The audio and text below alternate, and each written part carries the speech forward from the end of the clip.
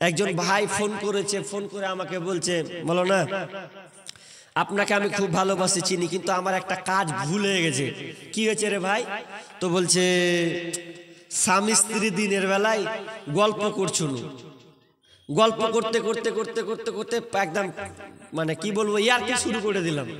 এ করতে করতে করতে এক পর্যায়ে কি হলো যে এমন হয়ে গেল যে শেষমেশ আর সহ্য করতে পারলাম না, আমরা দুজনের শারীরিক সম্পর্ক করে ফেললাম। কি করা যায়? তার মানে আমার কাছে প্রমাণ আছে। এখন আপনি হয়তো বলবেন না বা চুপে চাপে রেখে দেবেন, একজন সাহাবীর মধ্যে এরকম হয়ে গেছে, হতে পারে একজন সাহাবীর মধ্যে এরকম হয়ে গেছে, স্বামী স্ত্রী দুজনে মিলন করেছে রোজা রাখা অবস্থায়। তো সাহাবী তো এবার তোরা বুঝে ভালো মন্দ, এবার কাঁদতে কাঁদতে মন খারাপ ভোরটা আল্লাহ রাসূলের কাছে চলে গেছে, দে বলছে ইয়া রাসূলুল্লাহ হালাকতু, আমি নিজে বরবাদ হয়ে গেছি, আমার বিবিকে বরবাদ করে দিয়েছি ইয়া রাসূলুল্লাহ। আল্লাহ রাসূল বলছেন আমার সাহাবী তুমি কি এমন বরবাদ করে দিয়েছো? তুমি তো ভালোই আছো, সবল আছো, সুন্দর আছো, কি এমন কাজ করেছো রে সাহাবী যে তুমি বরবাদ হয়ে গেলে? তখন আল্লাহ রাসূল তখন সাহাবী বলছেন ইয়া রাসূলুল্লাহ ওই রকম না, আজ এটা চলছে রমজান মাস, এই রমজান মাসে আমার বিবির সঙ্গে আমি শারীরিক সম্পর্ক করে দিয়েছি, সম্পর্ক হয়ে গেছে আমার স্ত্রীর সঙ্গে, তো কি করব? তো বলছে তাই তো তুমি এই কাজ করে দিলে। তাহলে মাসালা, কেউ যদি দিনে স্ত্রীর সঙ্গে মিলন করে দেয় কি করতে হবে? ভালো করে কান লাগান। বিশ্বনবী ওই সাহাবীকে বলছেন সাহাবী বলো তাহলে তো তোমাকে কাফারা লাগবে, শাস্তি লাগবে, জরিমানা তোমাকে লাগবে। কি জরিমানা দিতে হবে? তুমি রোজা অবস্থায় তোমার স্ত্রীর সঙ্গে তুমি শারীরিক সম্পর্ক কায়েম করেছো, এই জন্য তোমার জন্য 3টা স্তর আছে, ওই 3টা স্তরে যে কোনো একটা তোমাকে মানতে হবে। নাম্বার 1, 1 নাম্বার তোমাকে গোলাম আজাদ করতে হবে। এখন তো গোলাম আজাদের সিস্টেম নাই, আছে নাই? সাহাবী নবীদের যুগে ছিল গোলাম আজাদ, তো এবার গোলাম আজাদ করতে পারবে? সাহাবী বলছে অত পয়সা নেই, পারবো না। ভুল করে দিয়েছো, পারবে না? বলছে পারবো না। এবার বলছে তুমি এটাও পারবে না, তাহলে বলো তুমি 60টা রোজা রেখে নাও। তোমাকে একটা রোজা ভঙ্গ করেছো, শারীরিক সম্পর্ক করেছো বিবির সঙ্গে, এই জন্য তোমাকে একটা নয়, এর বদলাতে এর জরিমানা হলো তোমাকে এক পর পর 10টা 20টা 30টা 40টা নয়, টানা লাগাতার তোমাকে 60টা সিয়াম রাখতে হবে। 60টা রোজা রাখতে হবে যদি স্ত্রীর সঙ্গে মিলন করেন। ও সাহাবী চোখ বড় বড় হয়ে গেছে, 60টা রোজা একটা করতে যে আকাম করে দুনার, আপনি 60টার কথা কইছেন? একটা করতে যে তো আমার ভুল কাজ, ফের লাগাতার 60টা রোজা করবো, মাথা খারাপ? এটাও তো পারবো না।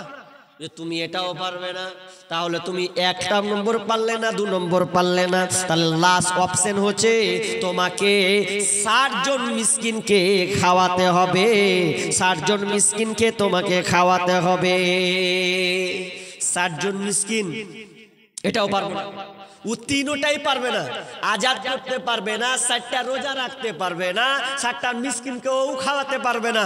আল্লাহ বলছেন তুমি 3টাই পারবে না, তো কেমন হলো? তাহলে তোমার মাফ হচ্ছে না।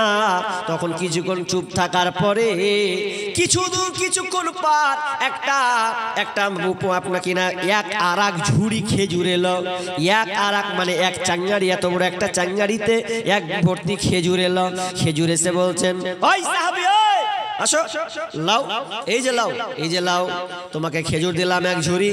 এই ঝুড়িটা, এই যে এক ভর্তি ঝুড়ি খেজুর দেখছো, এই খেজুরটিকে তুমি কি করবে? তোমার গ্রামে যেগুলা গরিব অসহায় আছে তাদেরকে তুমি একটা দুইটা করে দিয়ে দেবে, তাহলে তোমার এই কাফারা ক্ষমা হয়ে যাবে, তোমার এই খাসারত তোমার মাফ হয়ে যাবে। উত্তর কি দিছেন জানে? বলছে হামার ঠেকিন দিব না হামার নিচের গরিব গালাকে দিব? আমার মতন গরিব কোন গালা গরিবকে দিব ইয়া রাসূলুল্লাহ? তো বলছে যদি বলেন আমার নিচে, তো আমার নিচে আর একটাও গরিব নাই, আমার মতন গ্রামে গরিব একটাও নাই, আমি 3 বেলা ঠিক মতন খেতে পাই না, এমন একটা সাহাবী ও দয়ার নবী গো। তো আমার নিচে যেহেতু নাই, আমি তো সবচাইতে নিচু মানের গরিব, তো আমি কাকে দিব বলেন? আল্লাহ রাসূল তখন মুচকি হাসছে, কইছে তুই এটা পারিস না, ওটা পারিস না, গরিবের বেলা কইছিস, হাত থেকে কেউ গরিব নেই। তার কইছে যা তাহলে তোরা নিজে মুনি খেয়ে লেগে যা, বেটা বেটা লেগে যা, কি করবি, নিচে বেলে অত গরিব নেই তো তোরা তোর পরিবারকে দিয়ে আনন্দ ফুর্তি করে যা, খেয়ে লেগে যা। জি, তার মানে এখান থেকে প্রমাণ হলো যে আপনি যদি এই খেসারত হয়ে যায়, আপনার ভুলটা হয়ে যায়, তাহলে আপনার 60 জন মিসকিনকে আপনাকে খাওয়াতে হবে, নাইলে আপনাকে 60টা রোজা রাখতে হবে। এবার কোনটা আপনি করবেন মনে করলেন, তাহলে আপনাকে সাবধান থাকতে হবে। এই জন্য বিশ্বনবী অনেক হাদিসে বলেছেন, অনেক জায়গায় বলেছেন, খবরদার যখন রোজার সময় হবে এমন নির্জনে তোমরা স্বামী স্ত্রী চলে যেও না, তোমরা থাকবে ভালো একটু সতর্ক অবলম্বন করবে। এক সময় একজন সাহাবী এসে বলছেন, ইয়া রাসূলুল্লাহ বলেন তো আমার বিবিকে কি আমি চুম্বন করতে পারি কিনা, আমি রোজা আছি, এই রোজার হালাতে আমি কিস করতে পারবো কিনা? তখন আল্লাহ রাসূল বলছেন, হ্যাঁ তুমি পারবে, তুমি পাবে, যাও। দিনের বেলা স্ত্রীকে চুম্বন করা যায়, তুমি পারবে, যাও। আর একজন এসে বলতে, ইয়া রাসূলুল্লাহ আমারও বাড়তে বিবি আছে, যদি আমার মন চায় যে আমার বিবিকে একটু কিস করব, চুম্বন দিব, তাহলে এটা হবে? বলছে না তোমার হবে না, যাও। তো কি ব্যাপার, একজনকে বলছে যাবে, একজনকে বলছে যাবে না। বলছে ইয়া রাসূলুল্লাহ আপনি একজনকে আদেশ দিলেন, একজনকে নিষেধ করলেন কেন? তখন উত্তর এলো, আল্লাহ রাসূল বলছেন, ওরে যে লোকটা আমাকে প্রশ্ন করেছিল ওই লোকটা ছিল বুড়া, বয়স্ক লোক, বলছে স্ত্রীকে চুম্মা দেওয়া যাবে কিনা? আল্লাহ রাসূল বুঝলেন এ দিলে কোনো গোলমাল হবে না, এ যদি 100 বার দেয় গোলমাল হবে না, তুমি দাও গা, তোমার জন্য জায়েজ হয়ে যাবে। কিন্তু আর একটা ছেলে দ্বিতীয় লগ্নে ইয়ং একদম যুবক টকবগে, ও যখন বলছে আল্লাহ রাসূল আমি পাবো কিনা, বলছে না তুমি সাবধান থেকে যাও, কারণ হতে পারে এই চুম্বনের বিনিময়ে হয়ে যেতে পারে তোমাদের এমন একটা সম্পর্ক হয়ে যাবে, ভালোবাসা গভীর, তোমাদের প্রেম প্রীতি বেড়ে যেতে পারে, আর ওই সময় তুমি কন্ট্রোল করতে পারবে না, এই জন্য তুমি বিরত থাকবে। হাজি রোজা রাখবো, তাহলে আমাদেরকে অনেক নিয়ম কানুন আমাকে মেনে চলতে হবে। এবার চলেন রোজা যে রাখবো, তো রোজা রাখতে গেলে কি এমন হব, 12 ঘন্টা না খেয়ে কি লাভ আছে? জি, নামাজ পড়ছি 2 রাকাত 4 রাকাত, তো ভাল লাগছে, আল্লাহু আকবার ডাকছি, মজা আছে, সূরা ফাতিহা আছে, সূরা নাস আছে, ইখলাস ফালাক আপনি যেটা পারবেন পড়ছেন, তাও একটা তৃপ্তি আসছে যে আল্লাহকে আমি ডাকছি, নামাজ পড়ছি, এটা মজা আছে। আচ্ছা 12 ঘন্টা না খেয়ে কি মজা আছে? জি, আল্লাহ সুবহানাহু ওয়া তাআলা বলছেন লাআল্লাকুম তাত্তাকুন, ওরে আমার ইমানদার ইমানদারেরা, ও নর নারী শুনে নাও, আমি তোমাকে মুত্তাকি বানাবো, এই জন্য আমি এই রমজান মাসে রোজাটাকে দিলাম, যাতে করে তুমি মুত্তাকি হয়ে যাও, ইমানদার হয়ে যাও। এই জন্য আমি আল্লাহ এই রমজান মাসে রোজা নামের পেটেন্টটাকে আমি বানালাম। তুমি না খেয়ে প্রমাণ করবে, তুমি না খেয়ে সারা বিশ্ববাসীকে জানিয়ে দেবে আল্লাহর আইন কিভাবে মানা যায়, সারা বিশ্ববাসীকে মুসলমান তোমরা জানিয়ে দেবে যে রোজা রাখলে এখানে সম্প্রীতি বজায় থাকে, রোজা থাকলে আপনি কেমন থাকবেন, ইসলাম কাকে বলা হয়, এটা কিন্তু প্রমাণ হয়ে যাবে। রমজান মাস আসলে দেখবেন পরিস্থিতি ঠান্ডা হয়ে যায় না? জি, ঠান্ডা হয় না? ভালো লাগে না? কেমন একটা লাগে, মনে হচ্ছে একটা ইসলাম পেলাম, নতুন করে একটা দিন পেলাম মনে হয়। রোজা যখন রাখে একবার এক্সচেঞ্জ হয়ে যায়। মাসটা তো বরকত মাস, বলছি আপনাকে একটু ধৈর্য ধরেন, লাআল্লাকুম তাত্তাকুন ব্যাখ্যা করছি। তবে কথাটা হচ্ছে রমজান মাসে এত মজা কেন গো? জি, কি মজা আছে এতে? আল্লাহ রাসূল বলছেন ইজা দাখালা রমাদানু ফুতিহাত আবওয়াবাস সামা ওয়া গুল্লিকাত আবওয়াবাল জাহান্নাম ওয়া সুলসিলাতিশ শায়াতিন। আল্লাহ সুবহানাহু ওয়া তাআলা বলেন, বিষ্ণু বলছেন আল্লাহ সুবহানাহু ওয়া তাআলা যখন রমজান মাস এসে যায় তখন আসমানের দরজাকে ওপেন করে দেওয়া হয়, আসমানের দরজাকে খুলে দেয়, ওয়া গুল্লিকাত আবওয়াবাল জাহান্নাম এবং জাহান্নামের দরজাকে বন্ধ করে দেয়। ওয়া সুলসিলাতিশ শায়াতিন এবং খারাপ শয়তানকে জিনকে জিঞ্জির দিয়ে বেঁধে দেওয়া হয়, যাতে করে আমার বান্দারা এই রোজা রাখতে গিয়ে গুনাহ না করে দেয়, তারা যেন পাপে জড়িত না হয়ে যায়। এই জন্য আল্লাহ সুবহানাহু ওয়া তাআলা এই শয়তানকে জিঞ্জির দিয়ে বেঁধে দেয়। একটা প্রশ্ন আসবে, প্রশ্নটা আপনার মাথায় এসেছে কিনা আমি জানি না। শয়তানকে জিঞ্জির দিয়ে বেঁধে দেওয়া হয়, এখানে অনেকে প্রশ্ন করতে, আপনি না করলে নাস্তিকরা প্রশ্ন করে দেবে হুট করে।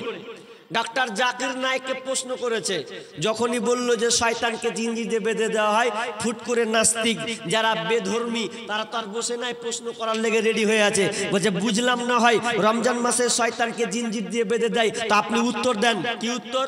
তাহলে মানুষ এই রমজান মাসে কেন অন্যায় কাজ করে? শয়তানকে যদি জিঞ্জির দিয়ে বেঁধে দিবে তো মানুষ কেন অপরাধ করে? আচ্ছা দেখবেন অনেক সময় অনেক মুসলমানের বাচ্চা দেখবেন রমজান মাস আসলেও রোজা রাখে না, এমন লোক আছে না? নাই নাই? আপনাদের এদিকে হেমতাবাদে নাই নাকি? আছে আছে, মানে আমাদের মুর্শিদাবাদে আরো অনেক চাচা আছে মুরব্বী, ও রোজা রাখে না। কি বলে জানেন? দিনের বেলা যখন ও খাবে, ও তোর বিবিকে বলছে এই দুয়ার লাগিয়ে দে। কেন গো? বলছে ভাত দে, ভাত খাবো। দিনের বেলায় বিবি স্বামীর জন্য ভাত খুলছে রোজার সময়, এখন বিবিও বেতাল, তাল পায় না, কি করবে? স্বামীর অর্ডার ভাত দিতে হবে, যদি না দিত আমার উপরে আনলিমিটেড শুরু করবে। আর কদিন পরের বেটি আনলিমিটেড খাবে কহেন তো? ও রাগের চালে তখন রেনেকে খা, কিডনির বেটা খা তুই, এবার কি করব? সহ্য হয় না, কত মার খাবো আমি, মার খেতে খেতে। তবে বোন তোমাকে একটা কথা বলি, যদি তোমার এই রকম বেঈমান স্বামী হয় যে দিনের বেলাও খায় রোজা রাখে না, তাহলে তোমাকে মন থেকে ঘৃণা করতে হবে, আমার স্বামী ভালো নয়, ছি ছি করতে হবে যে আমার মতন নিমহারাম স্বামী আর কেউ পায়নি, আর কেউ নাই পাক, এরকম আপনাকে ঘৃণা করতে হবে। কিন্তু দেখবেন অনেক মানুষ আছে রোজা থাকার অবস্থায় খাবার খায়, ওদের হালাত যে কি হবে আপনাকে হাদিস বলছি এক্ষুনি, কি অবস্থা হবে ওদের মরার পরে ওটা আপনাকে শোনাবো। তবে শুনেন, আপনাকে যেটা বলতে চাচ্ছি, তবে যারা আমরা রোজা রাখতে পারবো না, অসুস্থ মানুষ হতে পারে কি পারে না? পারে তো। অসুস্থ মানুষ অসুস্থ হতে পারে, যারা আল্লাহ তাআলা বলছেন যারা বাড়ি থেকে বের হবে, সফরে যাবে, তাদের জন্য রোজা মাপ আছে, কিন্তু মাপ বলতে কি, কাজা করবে, পরে আদায় করে নেবে। কিংবা অসুস্থ আছে পারছে না, সময় লাগবে, তাহলে যখন সে সুস্থ হবে তখন এই রমজান মাসে রোজাকে পূর্ণ করতে হবে, আদায় করতে হবে। আর যদি দেখে একেবারে প্যারালাইসিস রোগী, একেবারে অধম অক্ষম, পারবে না, 5 বছর 10 বছর কোনো গ্যারান্টি নাই, তাহলে ওই রকম লোক যদি হয় তাহলে ওকে কি করতে হবে? আল্লাহ তাআলা বলছেন ওয়া আলাল্লাযিনা ইউতিকুনাহু ফিদিয়াতুন তুআমু মিসকিন। রব্বুল আলামিন বলছেন যারা তোমরা রোজা রাখতে অক্ষম, রোজা রাখতে পারো না, যারা তোমরা রোজা রাখতে পারবে না, তোমরা কান লাগিয়ে শুনে নাও, যদি তুমি রোজা রাখতে না পারো, তোমার অক্ষমতার কারণে, তোমার অ্যাপাসাইন্ডের ব্যথা আছে, কিংবা তোমার শরীর অচল আছে, হবে না।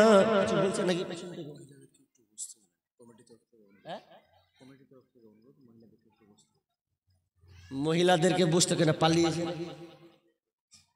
তো পালিয়েছে, পালাক কি আছে, ওকে কমবে, যার শোনাতে শুনবে, সবাই শুনবে না। কিছু ধানের মধ্যে পাতান থাকে, ধানটি থাকবে, পাতানটি উঠতে উঠতে উঠতে চলে যাবে, এটা হচ্ছে নিয়ম। মা বোন বসেন, আপনাদের খারাপ লাগছে নাকি? জি ইনশাআল্লাহ ধৈর্য ধরতে হয়, তো কিছু নিতে গেলে ধৈর্য রাখতে হবে। অনেক ভাইটাল কথা আছে, আপনি চলে যাচ্ছেন, ইনশাআল্লাহ আপনি 1 ঘন্টা অন্তত বসেন। মা বোন আপনারা ধৈর্য সহকারে বসেন, উঠিয়েন না, আল্লাহর রাস্তে বলছি উঠেন না। আর ভালো না লাগলে তো আমার কিছু করার নাই। জি কি বলছিলাম ভুলে গেলাম। যারা রোজা রাখতে পারবেন না তাদের জন্য আল্লাহ তাআলা বলছেন তাদেরকে কি করতে হবে? জয়টা রোজা রাখতে পারবে না, ও অক্ষম, মাসে 29টা কিংবা 30টা হলো, এই 29টা কিংবা 30টা রোজা হলো, এই রোজা রাখতে ও পারলো না বা অক্ষম আর পারবে না, তাহলে তাকে প্রতিদিন একটা প্রতিদিনের মানের খাবার হিসাবে মিসকিনকে দিতে হবে। তার মানে একটা মিসকিন, আপনি দিনে কয় টাকা খান? দিনে আপনার এই দিন থেকে রাত পর্যন্ত আপনি খেতে গেলে আপনি খাবেন 100 টাকা কিংবা 150 টাকা, হবে কি হবে না? খরচা হবে তো, 100 থেকে 150 টাকা খরচা হবে। তাহলে 100 থেকে 150 টাকা যদি আপনার খরচ হয়, তাহলে আপনাকে প্রতিদিন 150 টাকা যদি আপনার মান অনুযায়ী প্রতিদিন হয়, তাহলে আপনাকে মিসকিনকে কি করতে হবে? আপনাকে 4,500 টাকা দিয়ে দিতে হবে। কিছু লোক দেখবেন ফতুয়া লিবে, বলবি মৌলভী সাহেব আমি তো রোজা রাখতে পারবো না, তো কি করব? কিছু রাস্তা আছে কি? তো মৌলভী সাহেব বলছেন যে তুমি কি খাও, দিনে ক টাকা খাও? বলছে 100-150 টাকা তো হয়ে যায়। তাহলে হিসাব করে গণিতে করতে গেলে 4,500 লাগবে, তো তুমি 4,500 দিয়ে দিও। ওই মাল আবার কি ভাবছে, মাথায় চুলকাছে করে যে 4,500 টাকা দিয়ে দেবো, কোন দিয়ে পাবো 4,500?